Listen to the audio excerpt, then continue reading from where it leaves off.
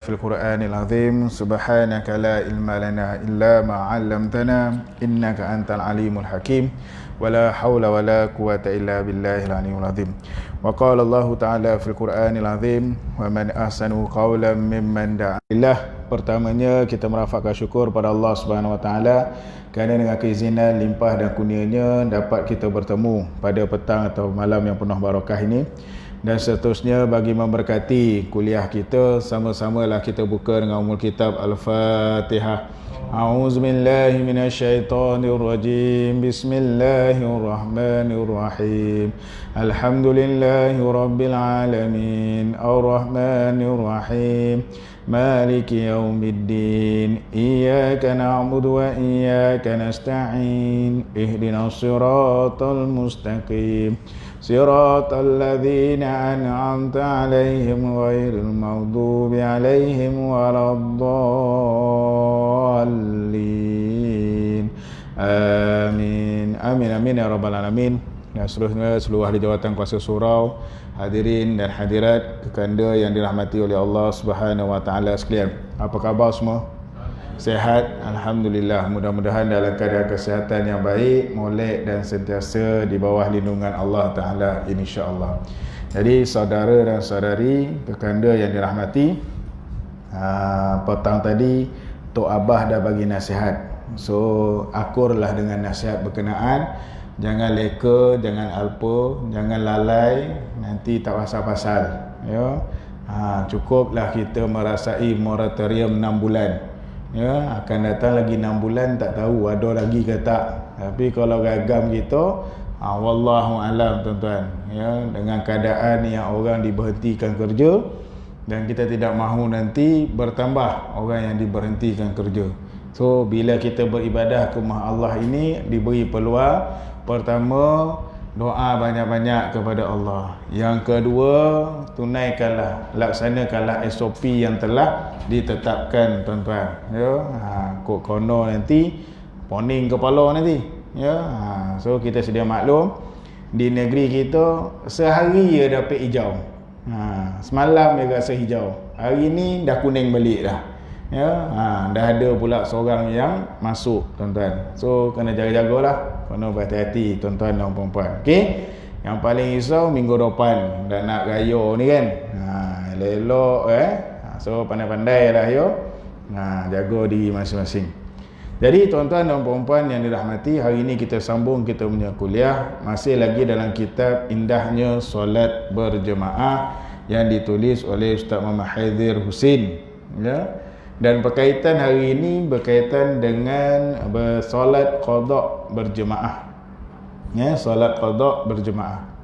Sebagaimana kita ketahui bahawa hukum fardu kifayah menunaikan solat secara berjemaah ialah solat-solat yang tunai. Maksudnya fardu kifayah. Satu tempat, satu kampung mesti ada orang yang menunaikan solat berjemaah. Kawasan tuan-tuan, surau ni ada buat solat berjemaah. So terselesailah fardu kifayah berkenaan. Ya. Justeru ya saya. Boleh.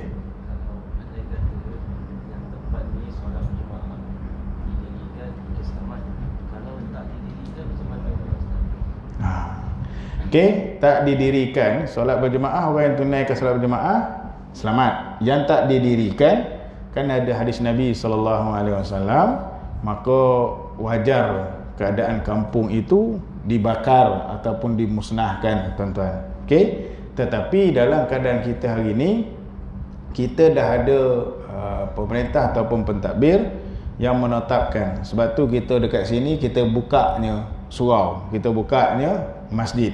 So skala dia paling mudah satu je. Ada surau tak dibuat berjemaah, tanggunglah di akhirat kelak. Kerana apa? Fardu kifayah itu tidak tertunai tuan-tuan. Okey? Justeru dalam perkara berkaitan, ya, kalau tempat kita ni alhamdulillah lah. Tapi kalau buka surau ada tapi tak ada yang berjemaah, itu pun poning lah. Tapi takhasus kali ini dalam masjid. Masjid paling utama tuan-tuan. Ya, paling kita risau surau depan rumah. Lepas itu tak ada buat berjemaah. kita pula duduk depan rumah tu. Lagilah kita berdoa tuan-tuan. Okey? So ianya adalah sebagai satu fardu kifayah. Ya. Dan sedia maklum juga, insya-Allah dari segi kita punya pentadbir masih lagi tidak ada permasalahan dalam kita nak buat ketetapan solat berjemaah berkenaan. Okey? Tapi dalam situasi yang berlaku wabak, bencana, yang tu tak boleh dielak lah.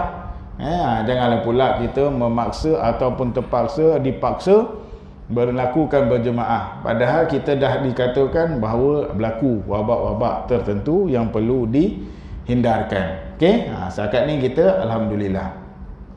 Seterusnya, namun demikian, sekiranya muafakat solat pada qada imam dengan solat qada makmum, maka keluar daripada maksud tunai ialah solat qada.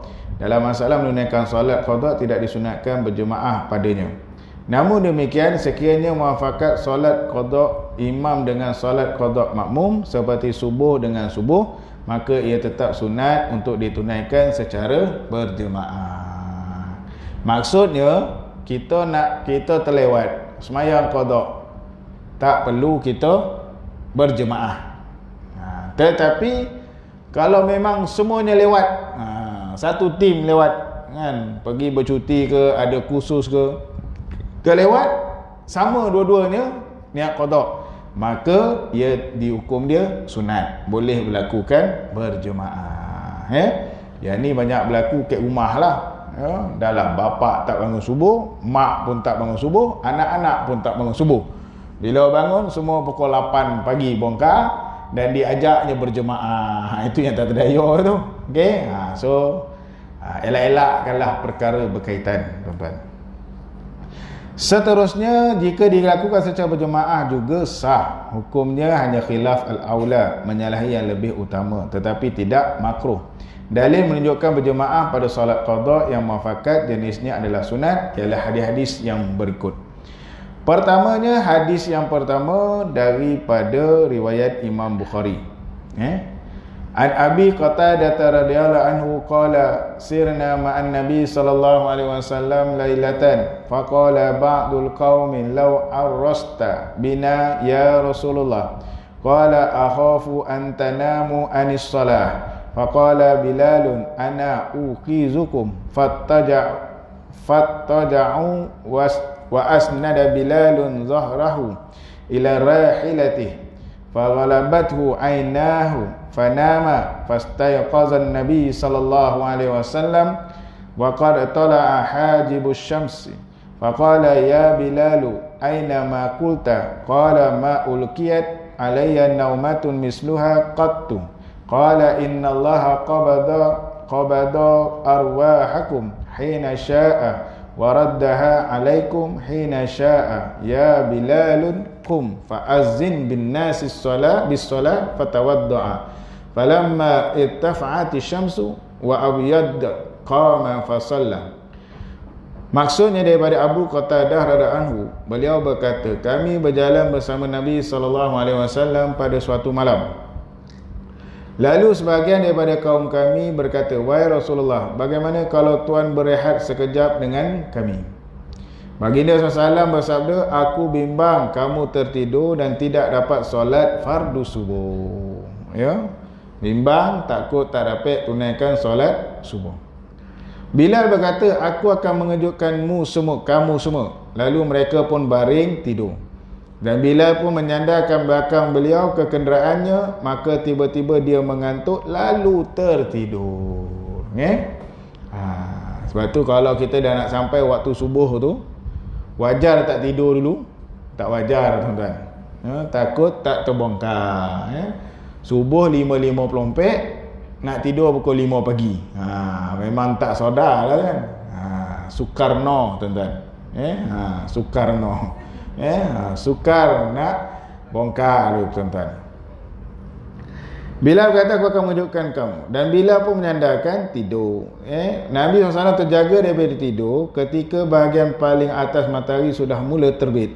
Lalu baginda SAW bersabda, wahai Bilal, di mana apa yang kamu katakan, janji kamu? Maknanya yang janji Bilal lah nak kojutkan. Bilal menjawab, tidak pernah berlaku kepadaku tidur yang seperti itu. Baginda bersabda, sesungguhnya Allah telah mengambil roh-roh kamu apabila dia kehendaki, dan mengembalikannya semula kepada kamu apabila dia kehendaki juga. Maksudnya dalam keadaan tidur, Allah yang ambil roh kita, dan Allah juga yang hidupkan kita balik lah. Sebab kita ngantuk ke apa ni semua ketentuan Allah. Cuma yang kita kena usaha, tuan-tuan. Tapi janganlah pula bawa kereta ngantuk, lolap kan, lepas tu accident. Pergi bicara dekat mahkamah, itu ketentuan Allah yang arif. Tak boleh tu, tuan-tuan. Ya, tu tak boleh diguna pakai. Tapi kita sedia maklum, berlaku sebarang musibah, kita boleh sebut inna lillahi wa inna ilaihi raji'un. Okey.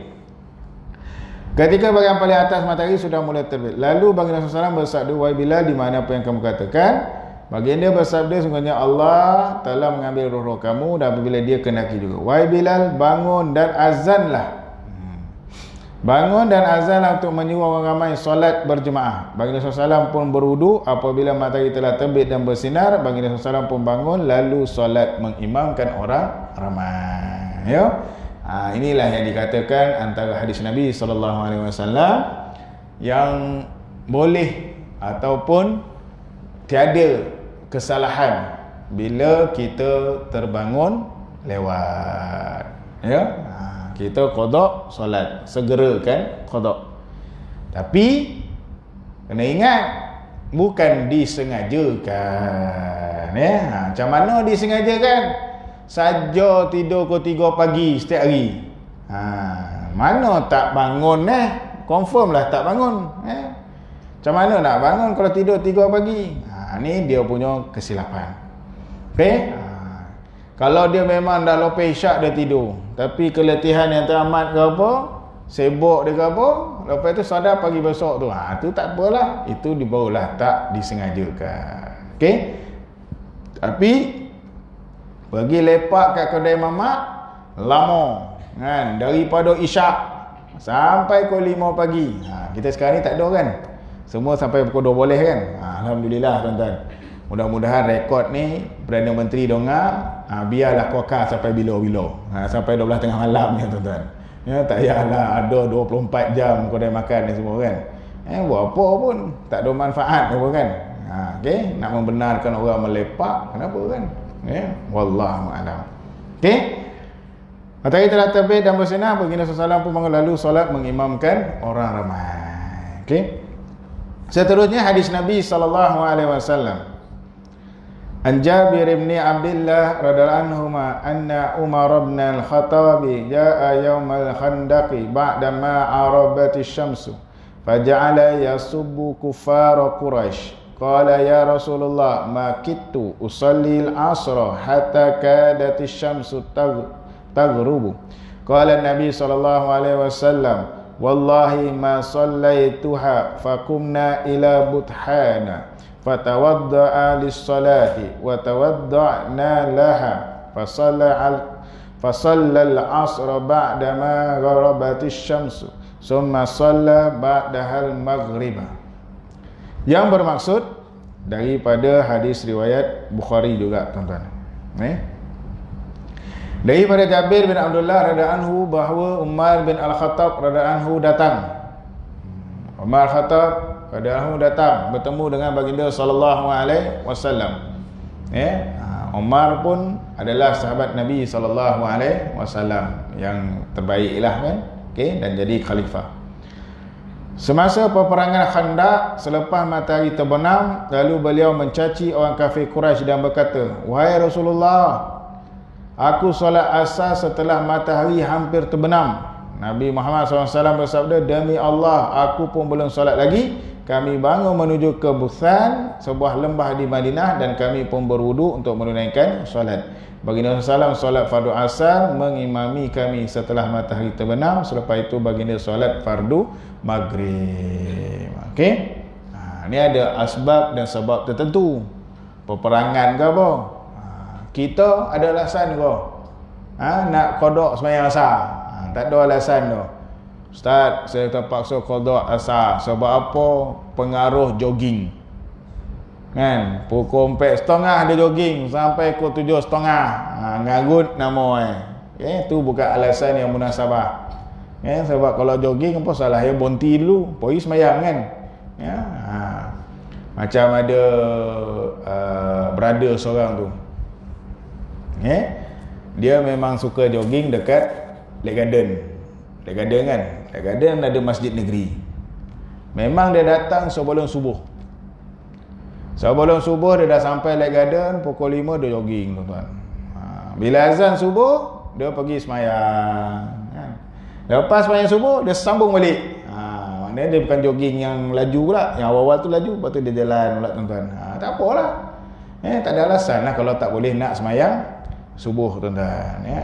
Yang kalau macam ni, dalam keadaan berlakunya peperangan, dibenarkanlah dalam keadaan situasi yang mana berlaku pada zaman Nabi SAW. So dah kayak kita, jangan ada alasan. Kenapa kau semayang qada ni? Sebab Nabi pun pernah buat. Tu kau hajar nama. Alasan kita tak ada. Alasan kita tak ada. Sebab kita ada ruang, ada masa, ada peluang. Rumah Allah kita pun ada. Bersepah, tuan-tuan. Sekarang ni rumah Allah semua dah dibuka. Dah dibuka dah. So bila kita berada di rumah Allah yang dah dibuka, jagalah baik dengan dia punya kebersihannya. Sebab itulah macam contoh kita yang mungkin jenis sesama ke, batuk ke kan, pakai ni, jangan tak pakai, tuan-tuan. Sebab kita kadang-kadang kita bila semayang, kita tak tahu waktu kita semayang tu kan. Benda-benda lendiran ni bila keluar nanti macam-macam hal boleh berlaku, tuan-tuan. Okey. Seterusnya daripada hadis Nabi SAW juga bersebut, kami bangun menuju ke Buthan dan sebuah lembah di Madinah dan kami pun berwuduk untuk baginda solat fardu maghrib. Okey. Hadis yang ketiga berkaitan dengan qada ni juga daripada riwayat Muslim, an Abi Qatadah radhiyallahu anhu fil hadits tawil annahu sallallahu alaihi wasallam lamma nama fil wadi wa ashabuhu hatta tala'atis syamsu fasaru hatta irtafa'atis syamsu summa nazala sallallahu alaihi wasallam fatawadda'a summa adzana Bilal radhiyallahu anhu bis salati fasalla sallallahu alaihi wasallam rak'ataini summa shallal ghadata fasana'a kama kana yasna'u kulla yaumin. Maksudnya daripada Abu Qatadah dalam sebuah hadis yang panjang bahawa Rasulullah SAW apabila baginda dan sahabat-sahabatnya tertidur di sebuah lembah sehingga terbit matahari, lalu baginda terus menyambung perjalanan sehingga matahari telah tinggi. Kemudian baginda berhenti dan berwudu, kemudian Bilal pun azan untuk solat dan baginda SAW solat sunat 2 rakaat. Selepas itu baginda solat fardu subuh dan melakukannya sebagaimana baginda lakukan setiap hari, tuan-tuan. Maknanya dalam situasi qada solat tertentu. Dalam huraian ini nak bagi tahu sebenarnya atas dasar apa? Bukan nak dikatakan supaya boleh sahaja kita nak Allahu Rabbi. Okey? Nak mengqadakkan saja kita punya sembahyang, tuan-tuan. Cuma yang disebutkan daripada hadis Nabi SAW ni nak beritahu membenarkan qada berjemaah. Dan kitab ni qada berjemaah. So maknanya kita dengan makmum memang sembahyang qada, nak buat jemaah dibenarkan. Okey? Tak ada masalah. Ya? Jelas tak boleh ya orang tengah sembahyang sunat kita ketepuk kepada dia, kita pun niat qada. Itu yang tak boleh ya, dan tak sesuai. Okey. Dan dalam ringkasan juga ni, tuan-tuan, hari ini merupakan 28 Zulkaidah kan. Besok 29 ya. Wallahu alam. Kalau hari Rabu dah 1 Zulhijjah, siapa yang buat ibadah korban tu tunaikanlah besok. Selesaikan dulu mana-mana yang nak dipotong, nak dicukur tu kan. Potong, cukur dulu. Nanti dah masuk 1 Zulhijjah, jangan buat apa-apa sampailah selesai ibadah korban dia. Okey? Banyak perkara-perkara sunat yang boleh dilakukan. Kau rajin buatlah puasa sunat ke apa kan. Rajin buat puasa sunat. Dan yang paling seringan-ringan, serendah-rendahnya, kita berzikir, tuan-tuan ya. la ilaha illallah wahdahu la syarikalah tu kan. Teruskan lazimkan dengan berzikir. Kalau boleh juga mereka-mereka yang nak buat ibadah korban tu daripada mula tu sampailah nak kepada ibadah korban. Okey. Cuma kali ni tahun ni ibadah korban tak semeriah sangatlah sebab mereka-mereka nak menguruskan pun ada dia punya ketetapan SOP tertentu. Banyak yang nak kena diselesaikan tuan-tuan. InsyaAllah kita doa tahun depan makin mudah untuk kita tuan-tuan. Tadi berhubung dengan sahabat di Mesir, dia kata alhamdulillah Mesir semakin menurun dan tanah Arab yang lain pun semakin menurun isu Covid tuan-tuan. Alhamdulillah lah kalau ada menurun tu insya-Allah tuan-tuan. Kita harapkan tahun depan dapatlah pergi haji kan, dan tak dapat pergi haji pula. Tapi itulah, janganlah kedegilan masing-masing. Kedegilan masing-masing dalam kita mengatasi isu virus yang melanda dunia ni tuan-tuan. Okey. Seterusnya dalam kitab ini berkongsikan juga ada pun solat-solat berikut tidak disunatkan berjemaah. Pertama, solat tunai di belakang imam yang solat qada. Tak boleh. Depan imam tu sembahyang qada, kita ni sembahyang tunai. Tak boleh. Solat qada di belakang imam yang solat tunai. Macam tadi saya sebutlah, yang imam depan tu sembahyang zuhur, kita nak qada subuh, tak boleh. Solat fardu di belakang imam yang solat sunat tuan-tuan. Okey. Tapi yang ni dia berkaitan dengan perkara yang kita memang dah tahu. Dia sembahyang sunat ke apa tuan-tuan. Okey. Solat sunat di belakang imam yang solat fardu. Maknanya tidak, hukum dia tidaklah sunat, tapi kita nak dapatkan pahala berjemaah tuan-tuan. Okey. Solat tarawih di belakang imam yang solat witir. Maknanya tidak disunatkan ni bukanlah tidak boleh, tidak digalakkan, bukanlah satu ke fardu kifayah ke apa tuan-tuan. Solat witir di belakang imam yang solat tarawih. Okey. Ni antaranya. Namun sekiranya solat-solat itu ditunaikan secara berjemaah, hukumnya adalah menyalahi perbuatan yang lebih utama, khilaf ala sahaja dan tidaklah makruh. Maknanya yang mana keutamaan saja, tak berlaku hukum makruh yang perlu ditinggalkan. Okey. Solat yang dinazarkan dan solat-solat sunat tidak termasuk dalam maksud solat fardu yang 5 yang dikerjakan secara berjemaah. Kedua-dua jenis solat tersebut tidak sunat ditunaikan secara berjemaah, namun demikian sekiranya ditunaikan secara berjemaah maka tidak dihukumkan makruh, sama seperti solat sunat, rawatib dan solat duha. Untuk keterangan lanjut kita akan bincang dalam kitab yang ada dimaktubkan dalam kitab Majmu' tuan-tuan. Okey? Jelas clear So maknanya tuan-tuan, kecuali dalam buat solat nazar ni, solat-solat sunat tidak termasuk dalam maksud solat fardu yang 5. Okey? Seterusnya, mana yang afdal? Berjemaah di rumah atau solat sendirian di masjid? Okey. Berjemaah di rumah atau sendirian di masjid? Dia sembahyang kat masjid tapi dia sendirian, seorang-seorang. Pengarang I'anatul Talibin mengatakan bahawa jika solat berjemaah hanya didapati di rumah, sedangkan saat berjemaah tidak didirikan di masjid, maka solat berjemaah di rumah itu lebih afdal berbanding solat bersendirian di masjid. Kalau sembahyang jemaah dekat rumah ada, kat masjid tak dibuat, maka afdal kita sembahyang berjemaah di rumah. Macam yang berlaku ni lah tempoh PKP kita kan, kita semua berjemaah dekat rumah ataupun langsung tak sembahyang. Langsung tak sembahyang, parak nama so kita sembahyang kat rumah lebih afdal. Okey. So macam kita ni minggu depan nak sembahyang raya ni, wallahu a'lam kan, muat ke tak muat kan, terpulanglah pada jawatan kuasa nak mengelonkannya tuan-tuan. Tapi kalau ikut sah macam ni, saya rasa perempuan sukarlah nak masuk, ataupun pasang kemah kat belakang kan, semayang ramai-ramai. Wallahu a'lam. Okey, pandai-pandailah tuan-tuan dalam tempoh yang berlaku ni tuan-tuan. Okey. Dia macam mana sekalipun, kita nak kesedaran diri kita masing-masing. Kita kena ingat sentiasa. Okay? Hal ini berdasarkan hadis Nabi SAW.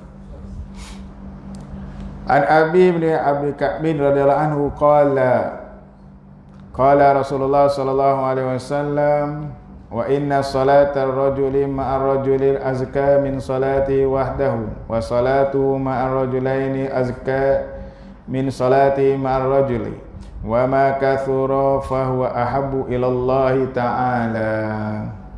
Ya. Maksudnya daripada Ubay bin Ka'ab radhiyallahu anhu berkata, Rasulullah SAW bersabda, dan sesungguhnya solat seorang lelaki bersama lelaki yang lain lebih besar pahalanya berbanding solatnya seorang diri, dan solatnya bersama dua orang lelaki yang lain lebih besar pahalanya berbanding solatnya dengan seorang lelaki sahaja. Semakin ramai bilangan jemaah, maka itu lebih disukai oleh Allah Subhanahu wa taala. Inilah yang kita nak kerja.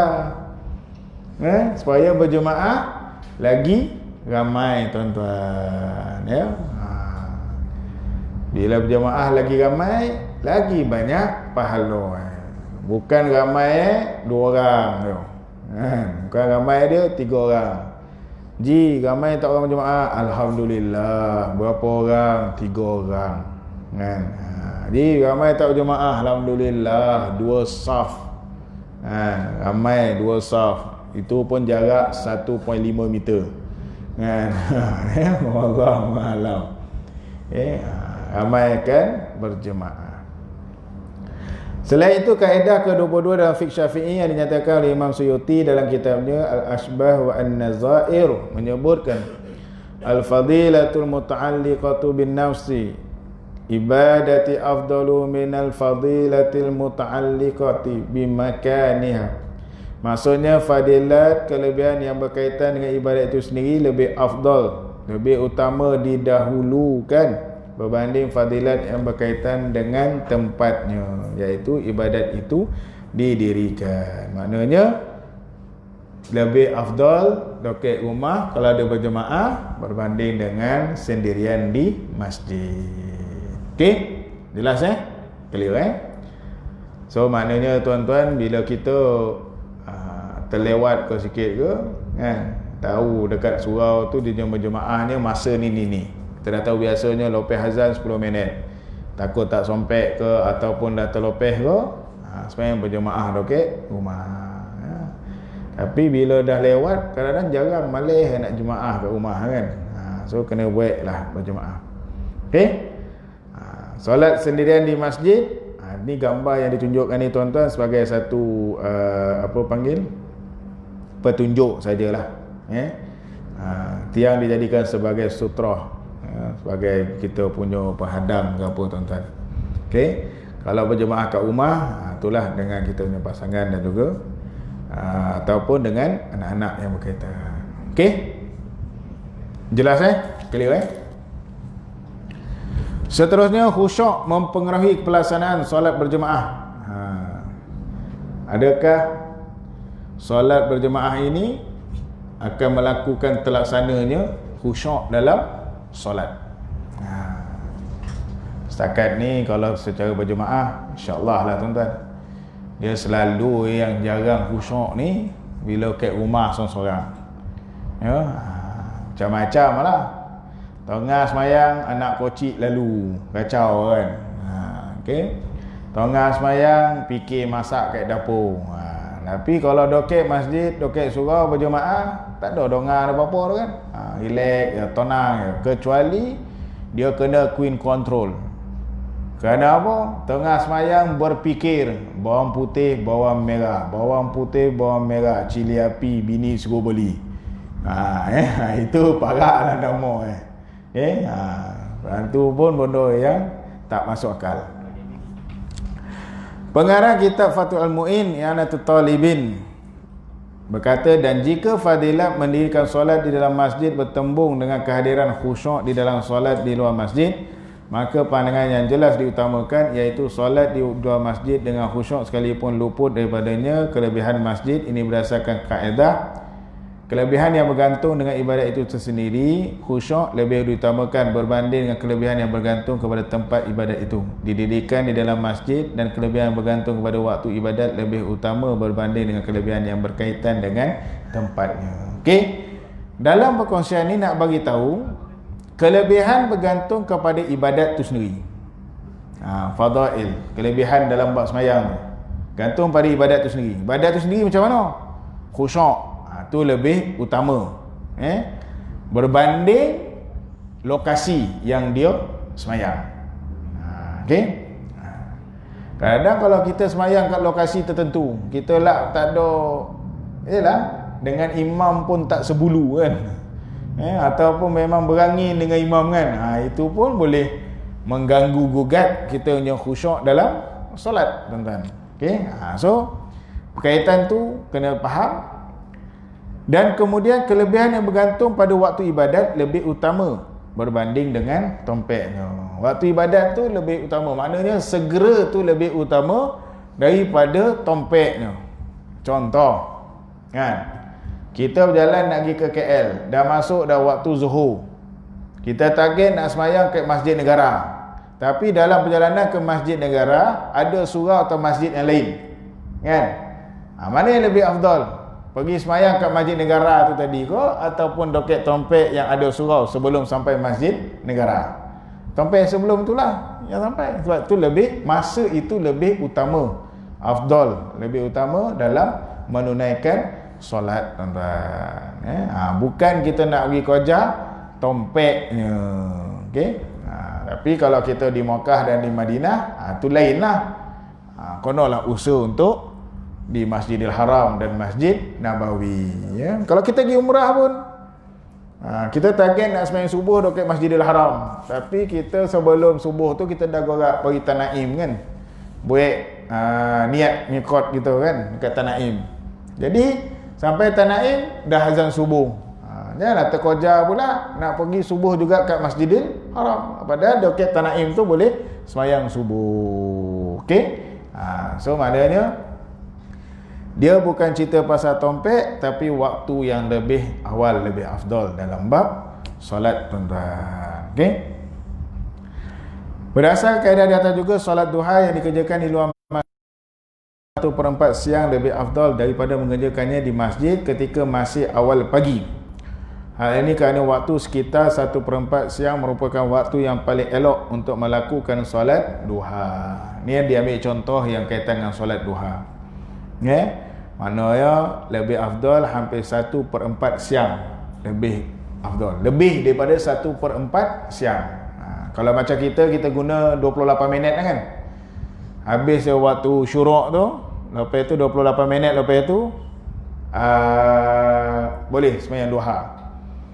Tapi sebenarnya kena lebih daripada 1/4 siang. Merupakan waktu yang paling elok untuk melakukan solat duha.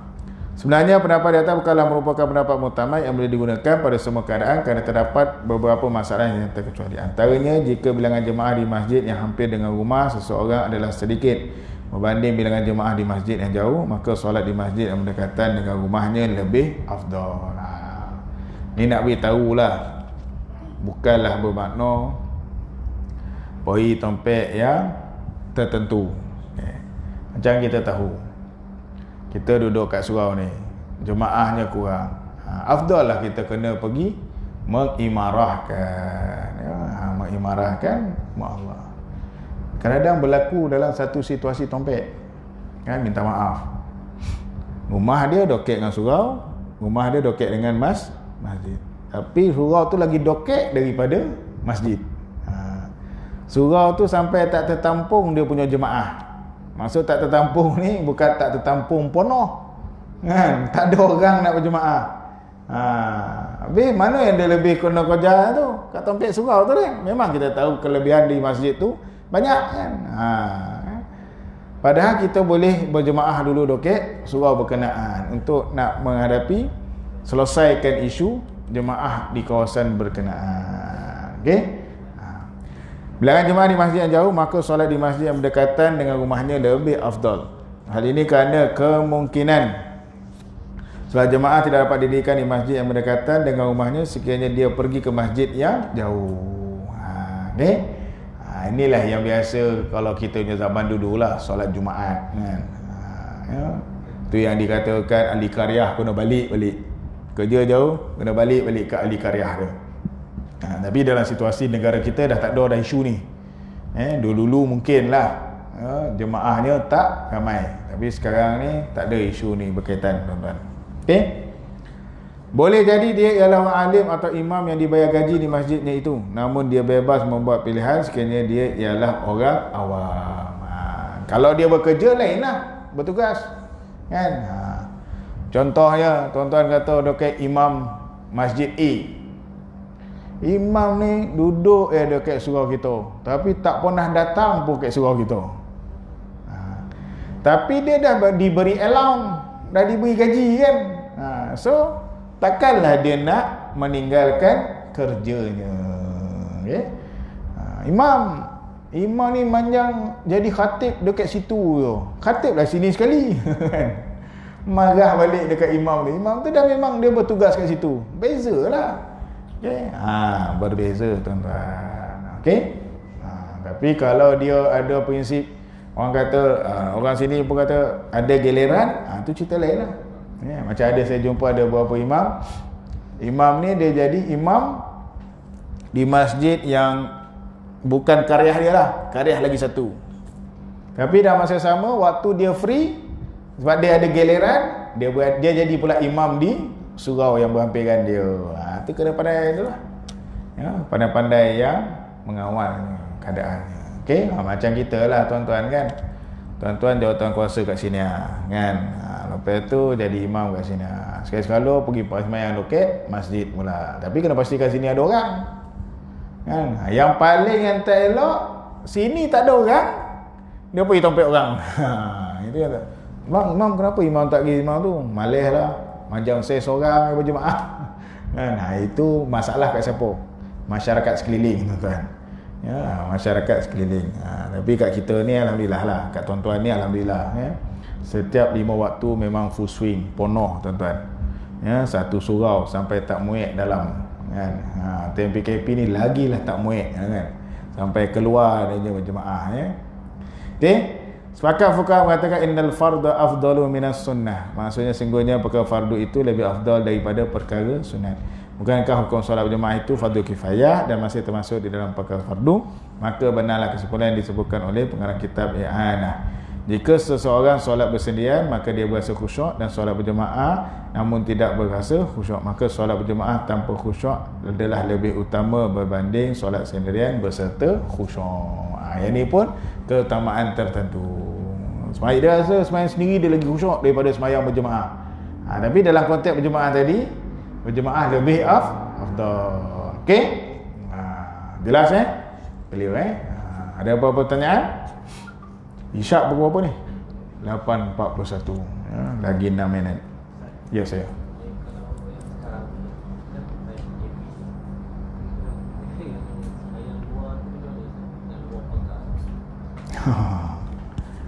Okey. Dalam sembahyang luar pagar ni, tuan-tuan yang dirahmati oleh Allah, perkara utama yang kita kena pegang, dia tidak terputus sampai 300 hasta. Okey. Tapi kalau ikut pada pandangan Imam Suyuti, luar pagar tapi dalam keadaan berkunci, orang yang di luar tidak dikira solat Jumaat. Okey. Dalam kita punya pentadbiran disuruh kunci.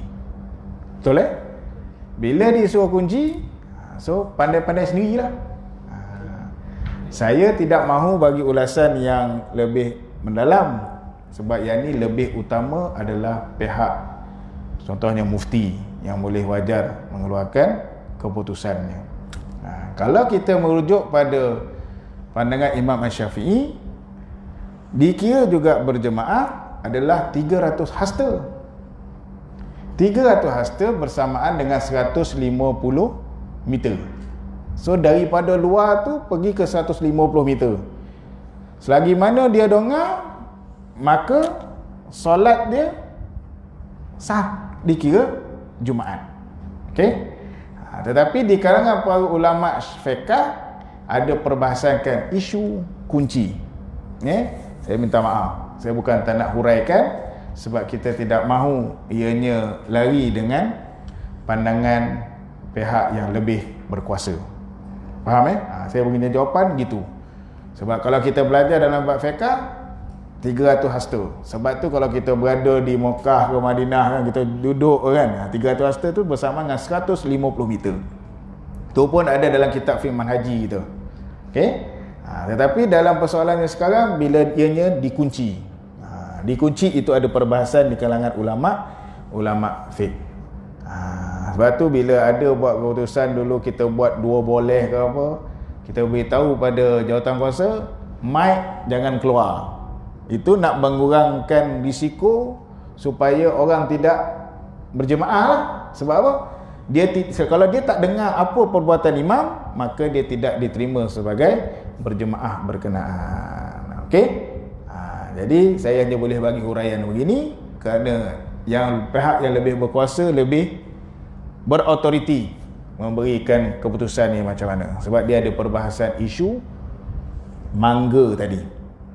Dikunci kan sekarang kan kita masjid dikunci kan. Okey. So pihak tertentulah yang boleh bagi huraian yang berautoriti untuk membuatkan keputusan. Tapi cuma saya beritahu itulah dia punya hukum fiqh di antara para ulama-nya tuan-tuan. Okey. Jelas clear Khulasahnya yang paling utama kita kena segera pergi. Tu je.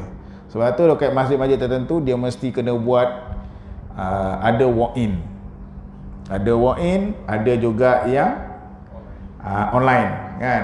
So siapa yang tak isi online, walk-in, cepat-cepat datang.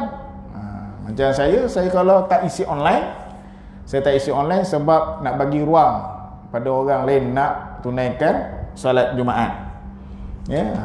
Macam saya alhamdulillah lah. Setakat ni tak ada yang miss lagi lah. Sebab kita bila ada yang walk-in, kita cepat pergi. Siapa tanya, masjid negeri ada walk-in tak? Ada ustaz, pukul 2 boleh pintu pagar dah buka. Pukul 2 boleh sampai. Ini tak ada. Pukul berapa buka? 2 boleh sampai 1.30. Tu masalah. So kena segera lah.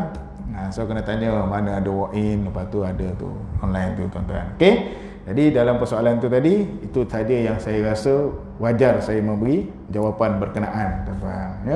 Kalau kita boleh pegang pada 300 hasta tu, so tak ada isu lah kan. Walaupun dia ada di luar berkenaan. Jelas ada pertanyaan lain? Ustaz, ya saya. Sekarang ni banyak yang viral berkenaan dengan cara melipat sejadah. Okey, cara melipatkan sejadah. Bagus tuan-tuan. Yang dari kaki ke kepala. Lipatkan sejadah ni dia adalah sebagai satu amalan penghormatan dan juga kita nak menjaga kita punya adab je lah. Maka ni sejadah macam mana yang paling sesuai kita lipat? Mana kepala? Ni yang saya atas ni kepala betul? Yang bawah ni kaki. Kalau tompek kaki, kalau orang dulu lagi lah dia tekan macam ni kan. Kita bontang kan ni. Jangan dipijak ke topek kepala. Betul tak? Orang dulu. Orang sekarang tak ada tu. Kepala tu sedap dipijak. Ni kepala bapak kau, ni kepala bapak Dan. Okey. Ianya bukanlah persoalan hukum ke apa, tak ada. Tapi dari segi adab nak jaga kita punya perlakuan baik lah. Okey. Jadi bila perlakuan baik, so kepala ni kenalah dijaga dia punya kebersihannya. Kaki kita ni kita tak tahu mana pergi Justru kewajaran dan afdalnya lipat macam ni. Kepala dengan kepala ni yang atas ni panjang, barulah lipat. Kerana apa? Supaya pengkat yang kepala ni tak adalah bercantum dekat tompek yang kaki ni. Kaki kita ni tak tahu bersih ke tak bersih. Faham? Itu sekadar satu jaga adab sajalah. Tapi kalau orang yang pakai ridak, dia memang codik. Orang pakai ridak dia codik, dia sambung macam ni. Kaki dia kono tak? Tak kono. So dia lipat je lah macam ni. Tak ada masalah pun. Tu selalu orang buat macam tu tapi alhamdulillah lah time PKP. Dulu kita komen orang pakai redak. Sekarang semua pakai sejadah. Kan? Semua bawa sejadah kan. Dulu orang komen pakai redak ni. Redak ni sunnah Nabi ke tak sunnah kan? Apa nak dimarah? Ada dalil ni. Boleh pakai bawa benda tu kan. Sekarang semua pakai sejadah. Kan? Lepas tu kita kadang-kadang yang bab niqab. Sekarang semua perempuan pakai niqab. Lelaki pun pakai niqab. Itu saya main basikal. Saya kata aku nak pakailah topeng. Kau agak-agak lah tercungap kau nanti kan. Memang tak boleh naik basikal, memang tak boleh pakai tu. Muntah ya tuan-tuan. Kawan-kawan saya lah ngado. Kita tak ada kuliah, jom kita buat main basikal malam, lepas pukul 8 malam, 8 suku, bawa daripada Senawang sampai Setul tuan-tuan. Awak dah tak roti sangat buat basikal kan. Bawa muntah belahak jadi. Tapi syok lah seronok tuan-tuan. So kurangnya orang tanya, ustaz main basikal Setul dah pegang belum? Dah. Bukit Putus dah. Tengah tunggu pula nak tengok bukit-bukit lain pula tuan-tuan dan puan-puan. Wallahu a'lam. Okey, ada lain? Tak ada lain azan pun hampir berkumandang. Sekadar tu saja perkongsian saya. Saya mohon maaf. InsyaAllah akan datang, kita akan sambung lagi kuliah kita. Yang baik daripada Allah, yang lemah dan kurang itu kelemahan saya, dan saya akan cuba perbaiki menjadi lebih baik. Kita tutup dengan tasbih kafarah dan surah As. Barakallahu asyhadu la ilaha illa anta wa atubu ilaik. Bismillahirrahmanirrahim. Innal insana fi khusr illa alladziina amanu wa amilus solihati wa tawassaw bil haqq wa tawassaw bis sabr. Dan akhir kalam, tingkatkan prestasi, kurangkan kontroversi, tingkatkan ma'ruf, tinggalkan mungkar. Wabillahi taufiq wal hidayah. Assalamualaikum warahmatullahi taala wabarakatuh.